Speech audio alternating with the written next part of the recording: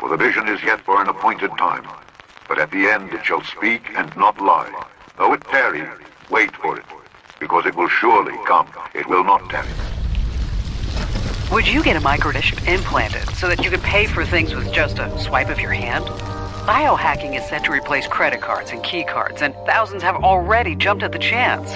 The chip monitors their health, replaces key cards to get into buildings, and forget using Apple Pay. A scan of your hand replaces all cash and credit cards. The ultimate plan of the banking industry, what they want to accomplish. And the goals of the banking industry, not just the Federal Reserve System, but the private banks in Germany and England, all over Italy, all over the world, they all work together.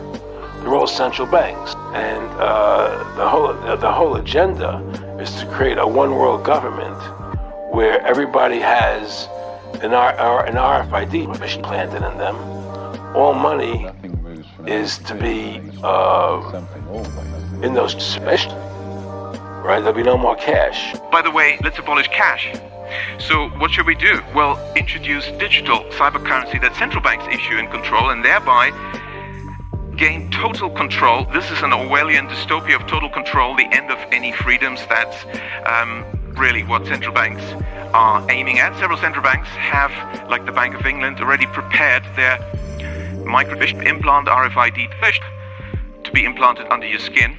And you know they're going to go to implanted RFID special. I mean, you know that. I mean, it's coming. She scans her right hand over the supermarket scanner and talks of being able to debit her ID number with the chip in the hand. This is the mark of the beast.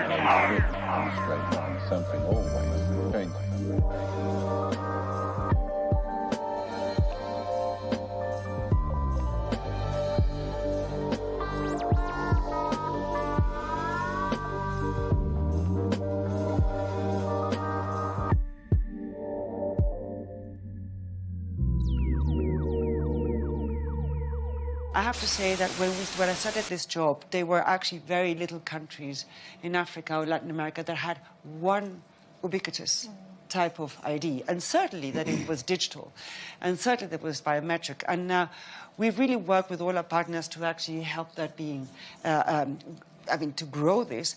And the interesting part of it is that, yes, it is very necessary for financial services. But not only, it's also good for school enrollment. It's also good for health, who actually got a vaccination or not. It's very good to get your subsidies, from the government. So this has not only effect to the financial services. It's a very important issue.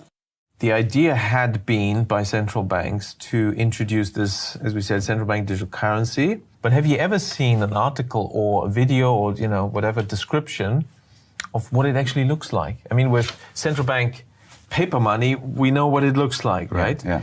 Bank digital currency, we know, and we've used it ourselves. We know what it looks like. But what does central bank digital currency look like? You see? So they never talk about that because people won't actually like the looks of it. Yeah.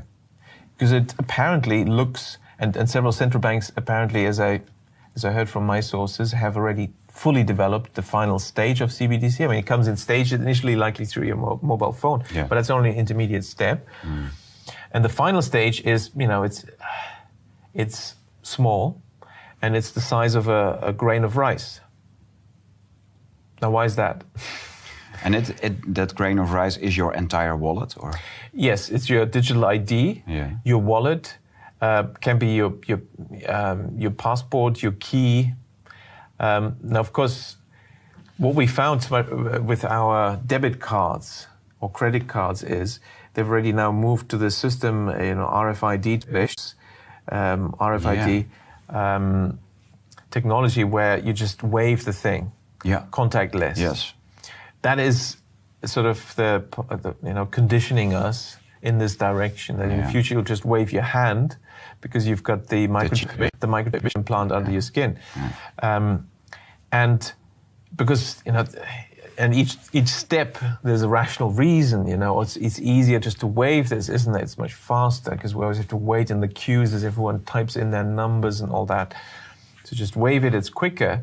But the next rationalization would be, well, but you can lose your card, somebody can steal your card, and then you're just waiving. That's kind of risky. Well, wouldn't it be nice if you couldn't lose it and nobody could steal it? But it's clear that that's it is almost a step too far for a lot of people, because it is a violation of human dignity to actually inject something like that under the skin. So that's where you need some more persuasion. Yeah. And it's interesting that this concept of universal basic income has been around for around a century, where everyone should get some kind of citizens, payment. But the billionaire elites have so far not liked that. But since 2015, they've all come out. I mean, all the big billionaires and World Economic Forum have come out, oh, this is a good idea, universal basic income. Well, why suddenly now? Because now we have the technology for the microchip implant.